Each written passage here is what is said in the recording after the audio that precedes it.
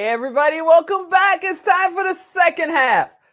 Whoo, I need to go, maybe do a shot of tequila or something after this is over. But it's so much fun. It is so much fun.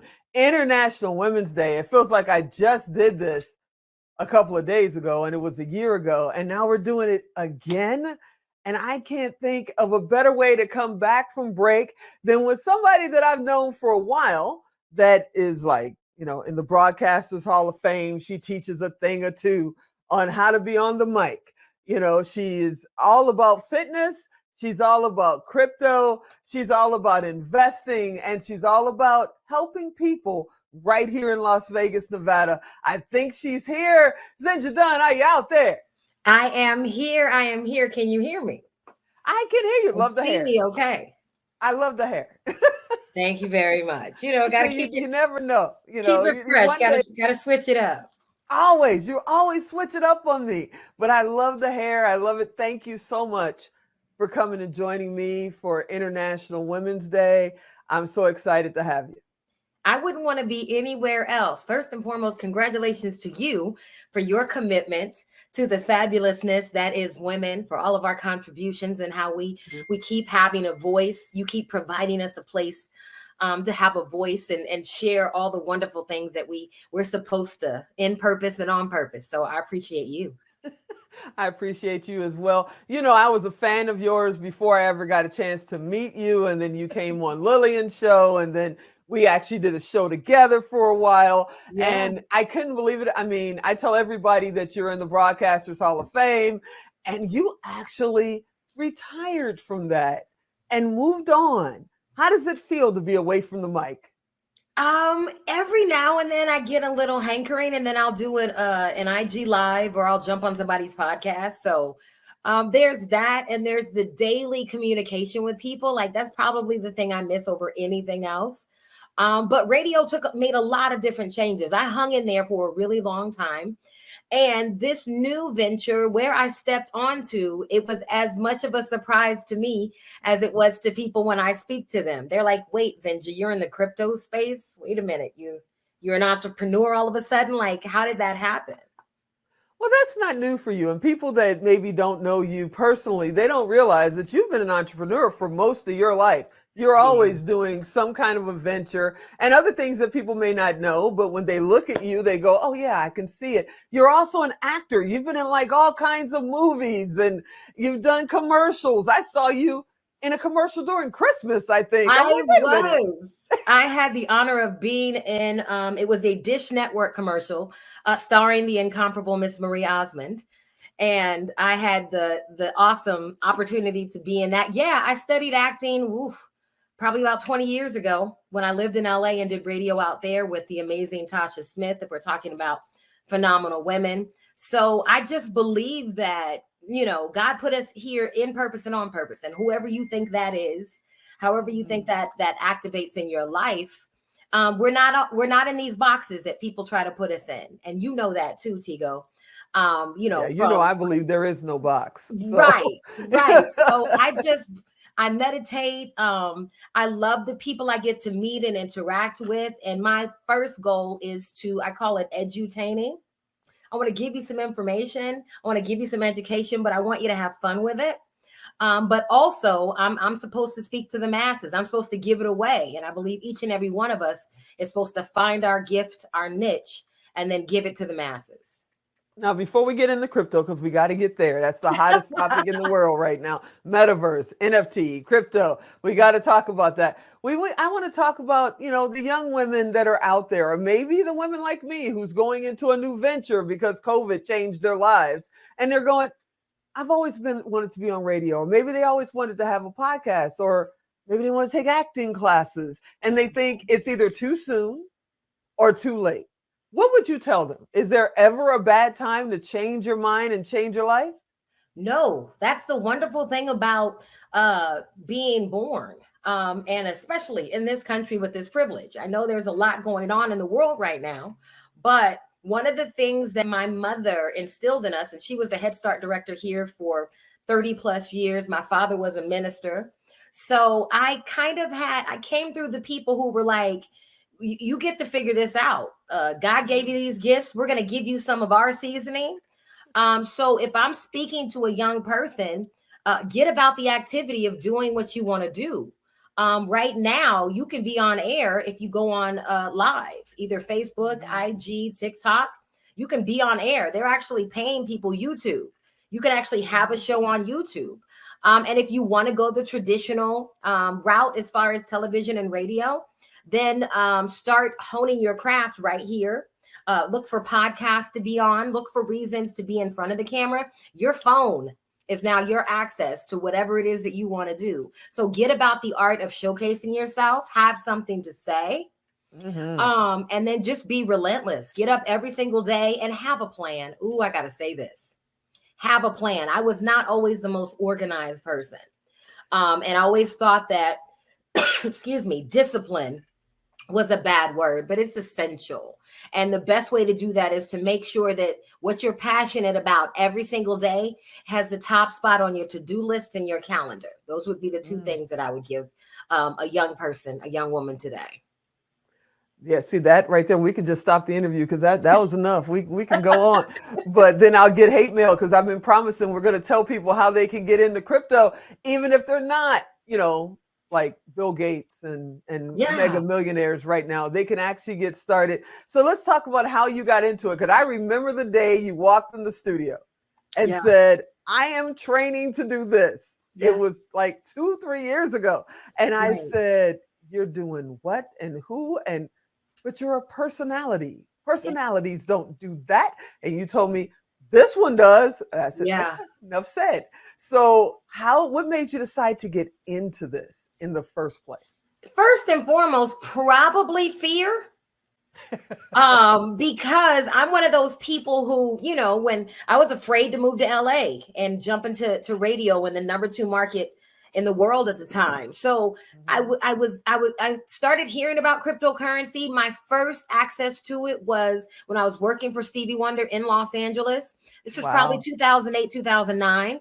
Bitcoin at the time was the only thing we were hearing about. And the only reason I know I was hearing about it is because I was standing next to Stevie Wonder. He was always ahead of the game when it came to digital or technology. So all of a sudden I'm in this room and they're talking about Bitcoin. And at the time, I'm going to give it to you like this. Bitcoin was 25 cents a coin.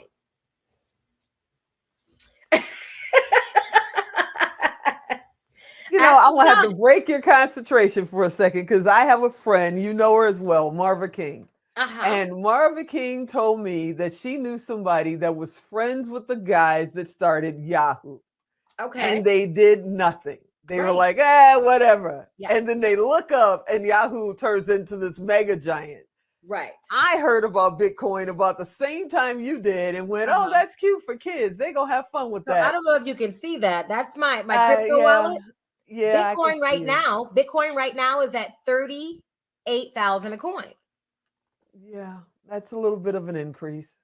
So just a skosh. So the fact that I was in the room, we always hear about those. They'd be like, "Oh, if I'd have been in the room for Facebook. Oh, if I'd have been in the room for, Apple and iPhone." No, you probably would have done what I did and what many other people do. Is we hear it, it doesn't really ring a bell. I was immediately intimidated by it because at the time I was barely balancing my checkbook. Full transparency. So when you're talking about, and they're making jokes about it, this guy spent $10,000. Worth of Bitcoin on a slice of pizza at the time or something that was going on. But I remember it stuck in my head and I was like, So the next time I hear about it, now fast forward to right around 2015, 2015, 2016, and Bitcoin is now up to 6,000 a coin. So now I'm going, okay, so I remember what that was. And now there's these other cryptos that they're talking about. Now they're talking about Ethereum. Yeah. And now they're talking about XRP. And once I started studying the basics, meaning XRP, if you've ever taken a picture of your check and it goes directly into your bank account, that's called Ripple. The coin for Ripple is XRP. So these are coins that you're already using. That you don't even realize that you're using. This is digital, platforms that you're already using. You are a consumer of. What I couldn't get out of my head was if the value is going up and there are people investing in this space, how hard it is for people who look like you and me to invest. Wow. So I don't know if you Wow. know, when you put the question to the universe, people will show up who will answer Yeah. that question. Whether And the you like young it or man who not. showed up, he didn't look like a guy who should have any idea about this. He had never, he had barely graduated high school. He started out as a construction worker, but this young man became a millionaire by the time he was 23 years old. Wow. When I met him, he was 28, 29. So the one thing I knew was that, you know, first of all, $1 million isn't what it used to be, but you know, it still helps if you have it and you invest it and you know what to do with it. And the one thing I realized is that he was always in the place where money was. People who are wealthy are usually people who have studied wealth. They understand where it is. They understand the trends and how they happen. So when he came to me 2017, 2018, and was talking about, sis, do you know about trading in the markets? Do you know about Forex? Do you know about cryptocurrency? And I was like, absolutely not. And he was a guy like me. Every time he flew to Vegas, him and his girlfriend at the time, it's his wife now, we would go to dinner. We would talk about amazing things, you know. So I knew him more of on a social level. And I had been around, because I had been in entertainment, I had been around entertainers and wealthy people. I'd never been around somebody who said, I can actually walk you through the steps and connect you to the education where you could do this for yourself. Wow. So that is what it meant to me, first and foremost, to realize and recognize it doesn't matter that this guy is young enough to be technically a child of mine. What matters is the information he has for me and how the universe brought us together.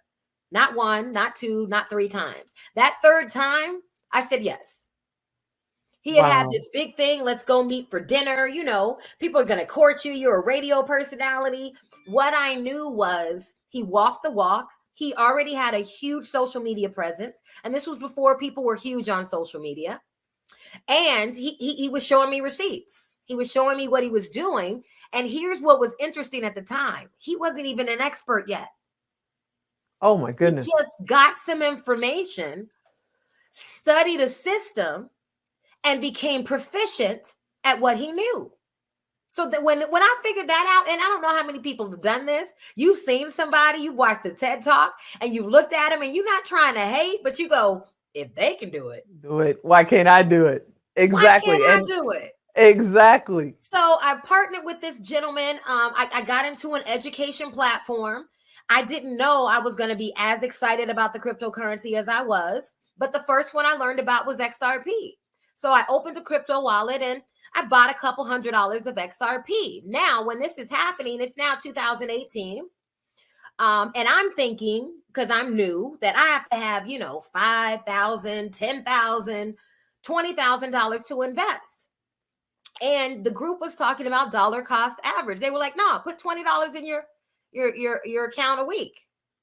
Just take $20 if you're getting paid, put it in your crypto. So I looked down and I had about $300 worth of crypto. Wow. At the time, I bought Bitcoin and XRP. XRP made a run. When I bought XRP, it was 17 cents a coin. In the next couple months, XRP went up to $1.70 a coin. Oh, that's good. I made thousands of dollars in a week. That's good. That's good. Oh my goodness. Now, okay. Hold on. Time out. Out, because we're gonna run out of time and people gonna hurt me. One, it's information you and I have to share, because everybody that watches the 9 at 9 knows that we are on 5 days a week, and we love bringing in a certain expert once a month that's going to share. And you have agreed to be one of those experts. So in April, May, and June, you guys, we're going to go deep. She's going to pick a single subject, and we're going to spend that whole interview talking about that one topic. And it may be one coin. It may be how you can get started. I can already tell you what we're going to start with. We're going to start with the blockchain. See, if we're going to start with the blockchain. It sounds difficult. It isn't, but that's where we're going to start, just to give them a little taste. There you go. So you guys, we're recording those interviews very soon. You're going to be able to see him starting in April, May, and June. We're going to bug her to stick around and be a part of the family because Zenja always keeps us in the know. It used to be the know of entertainment. Yeah. She knew who was coming, what concerts to go see, which ones to stay away from. Now it's investment, and we didn't even get into the other side, which is physical fitness and your own health. And we got to have her come on for that. But before I let you get out of this hot seat for right now, Ms. Zenja, what does International Women's Day mean to you?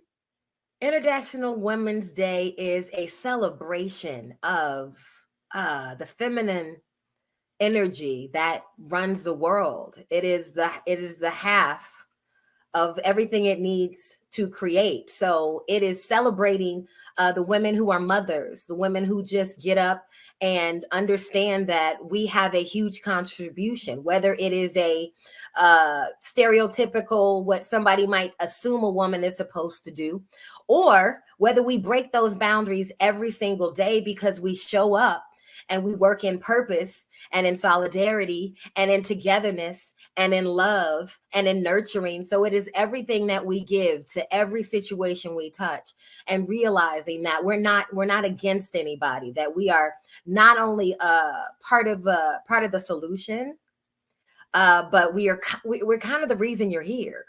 Mm-hmm. Every person came from a woman. Let's just go ahead and deal with it. So let's just put it out there. They have technology hasn't come that far. They may have driverless cars, but they still need us for something. We are phenomenal, and we deserve more than a day. But I'm super excited to be a part of this celebration and every other one that celebrates me, my mom, my aunt, you. Awesome. Yeah, absolutely. Okay, so I've got to thank her for being here. I got to thank you, Ms. Zenja. And if you guys, you know what to do. If you want to get in touch with Zenja Dunn, go to Tigo Direct. Type in Zenja, Zenja. Type her in. You'll see that beautiful face. Her profile is there. Send her a message. You'll end up in her inbox. She'll reach out to you. And I can't wait for her to share that first interview. We're talking about blockchain with Ms. Zenja next month in April. So don't miss it. Thank you, Zenja, for hanging out with me today. Absolutely. Thank you for having me. Happy International Women's Day. Be phenomenal. Happy International Women's Day. I hope you enjoy the rest of your day. I will. Thank you. Thank you. Bye-bye.